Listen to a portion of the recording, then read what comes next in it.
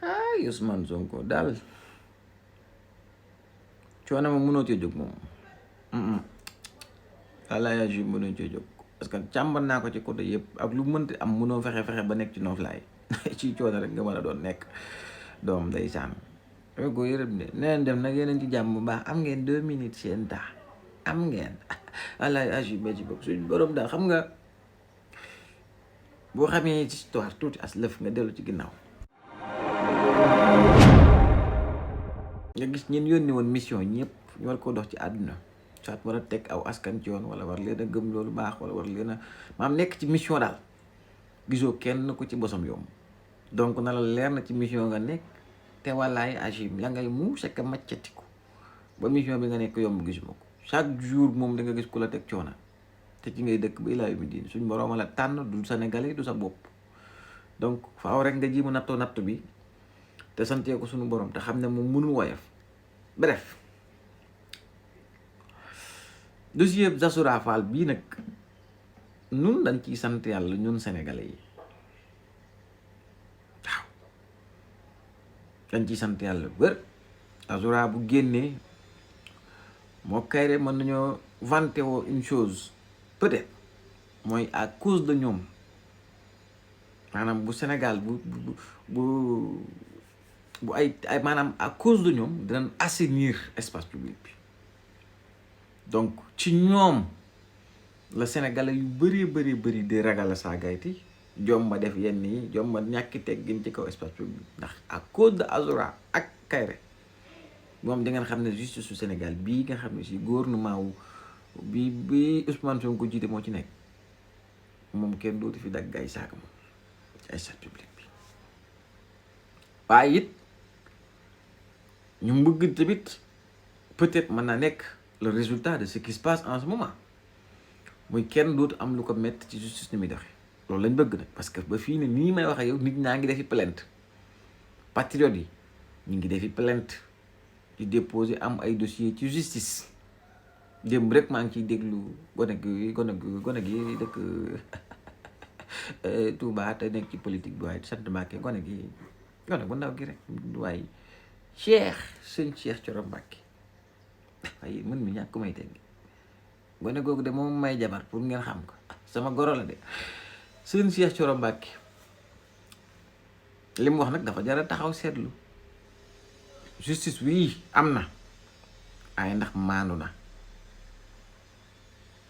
nit moom man ngaa takk ñaari jabar waaye ndax jeng nga takk ñaari jabar nangam ñu ñëpp xam ne takk ñaari jabar moom ñëpp xam kenn natt lu ñaari jabar waaye jeng nga ak jéngoo foofu la question bi ne waaye justice bii ñu ne nag ku ne xam na ne fii ne nii justice am na waaye ñi ngi koy doxal ci dossier yi ñu ko bëgg a doxal ndax justice boobu maandu na mooy wax ci maanduwul ndax damaa xam ne day Azura day saaga na Macky Sall di njuumte gu rëy ñun patriote yëpp def ñu nangu ko avec diplomatie kenn suñu frère juum na li ñu man mooy ñaanal ko yàlla suñu borom jële ko ci lii mu ne te buñ ci jógee ñun ñëpp pour le bien de tout le monde pour rek ay teggin pour rek ñi ñuy suivre par respect aussi et aussi pour noppal Ousmane Sonko donte xam na ne du noppalu ci àdduna ñu bàyyi yooyu bàyyi saaga yi bàyyi polémique yi bàyyi yenn yi nga xam ne si ni rek daf koy jural moom ay nekk di réfléchir rek wuti stratégie xool ay pexe nu mu ci génnee waaw ak di mettitlu sama njaboot nangam ak nangam rien que pour Ousmane Sonko rien que pour moom pour noppal ko rek war nañoo am yenn yuñ bàyyi waaye Azura mii njuumte gii mu def saaga bii mu saaga day man boobu gëw mën a woon ne war nañ cee mën a acharné wu justice daj ci lu ne pour teg ko ci yoon te teguñu yoon ci ki nga xam ne moo jàpp sëñ Cheikh Thioro Mbacke daggal ko ay saaga ndey ba pare menacé ko de mort mu porté plainte depuis le 25 janvier justice ñoom loolu boobu noonu bàyyi nit kooku muy doxee soxlaam loolu lañ comprendre ñun xam na ne am na justice waaw alhamdulilahi rabbil alamin moom lañ bëggoon te kat kuy ñaan yàlla na nga ñaan yàlla Ousmane Diagne mii ñu bokk fi kat parce que ku gis ni muy doxee xam ne kët am nañ liñ bëggoon ci justice am nañ ko léegi nag reste à savoir ndax justice boobu maandu na ndax jengul buñ sañoon nag mu nekk justice boo xam ne si nii du jeng maanaam dina xool dossier yi bu ci nekk ku nekk dossier ba nga am te yóbbu ko ci justice nga fexe justice jox la ci satisfaction soit mu wax la yaa tooñ wala dana laa tooñ wala nangam ak nangam ku ne pen ba nga mérito nga dem tëdd ko ci fair play ndaxte ñun de buñ demee ba sentir loolu suñ xol dina sedd buñ demee ba sentir loolu ba sentir ne kët ña defoon ay plainte daaw ñii li ñuy jot ci dossier bëri na ay nit plainte nañ fi ñii ay problème suuf nangam ak nangam DG yi fi nekkoon bu yàgg am nañ ay nit une cause du tort nit ñooñu dem nañ ci yoon ba xaddi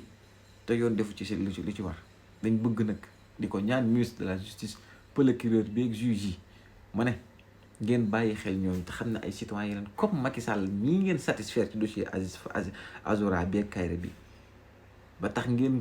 lëñbët booy yi te fët ngeen yóbbu leen tëral leen ca kaso bee ba tax leen àtte noonu lañ ko bëggee ci ñoom ñi fi newoon te cause du tort à des personnes te nit yooyu dem bind ji ay plainte yóbbu ngeen càmbar lu ni mel traduire leen en justice bu dee dañoo tooñ ngeen wax leen da ngeen a tooñ bu dee dañoo war a tëdd ñu tëdd parce que wax dëgg fa yàlla metti na ci xol nga gis ay nit ñi bokk ci yow fët ñu di jënd seen cas ay yeneen nit ñi bokk ci yow am ñeneen ñu leen teg lu ni mel ñu porté plainte da pare di taseeg chaque jour nit ñi porté plainte ci dëkk bi kenn li woowu leen kenn waxu leen kenn xuriwu leen ñu nekk seen donkaas gi di galayaare donc ñu nit buñ sañoon liñ bëgg rek la ñuy wax nag day nag yéenay def li ngeen mën ñun nag man dinañ wax liñ bëgg bu ko defee yéen justice yéen a yor justice yéen a xam ni muy doxe yéenay def li ngeen mën waaye buñ sañoo ñit ñii nga xam ne sénégalais yi ñoo àndandoo xam ne ñoo cause du tort à beaucoup de sénégalais mooy ñu doon rey ñi doon torturer ñi doon sàcc alalu askan bi et cetera ñu gis leen suñu biir ñun ñuy dox sans ñoom ñu am inquiétude maanaam ni ñu friwee sax maanaam ñoom donc kaasi gi ñu nekk en ce moment liberté bu ñu am ñun wax dëgg yàlla métti nañu comme ni ma ko ñaanee woon ci vidéo bi passé rek bu ngeen ñu mënee ngir yàlla teg dara suñu loxo bëgg nañ daal waaw bu fekkee ne sax ñooñu ay dossiers yu rëy la waaw kaawu Cheikh Thioro bii mu jël exposé ko en pleine émission ñëpp di ko xam nit ku ko saaga ndey ba pare menacé ko de mort mu porté ko pare depuis janvier xanaa kooku sax au moins bëgg nañ dégg nouvelle Cheikh Thioro sorte mbir yi ñaar bëgg nañoo génn mu ne dégg ko mu ne alhamdulilah sax daal ne alhamdulilah plainte bi ma defoon kat justice maintenant jublu na ci nangam ak nangam woon ñëw nit ki ngir yàlla war a suudi bu ngeen bëggee ñu sukk ñun patriote yi ñaan leen pour ngeen teg dara suñu loxo kaso nag kenn du ko yéene kenn waaye wax dëgg yàlla ñi dàqatooñ ci réew mi du ñii doon saaga am na ñu dàqatooñ ñu ngi ci réew mi ñii sàcc nañ seen i terrain ñii dem nañ ci ay espace yu jël nangam daggal ci ay terrain laaj leen xaaj ñu jox leen ko bañ leen koo delloo ñii doon nañ menacer nit ñi ñii doon nañ fi saaga nit ñi ñii di nekk nañ di harceler nit ñi de gauche à droite ngir yàlla jublu leen ci dossier yooyu te teg dara suñu loxo parce que wax dëgg yàlla fii ne nii nag moom waaw sonn nan daal ñun moom wax dëgg yàlla ñu ngi dem ak a ñëw rek yàlla na fi am amin ay nguurum Sénégal justice Sénégal ay fii changé na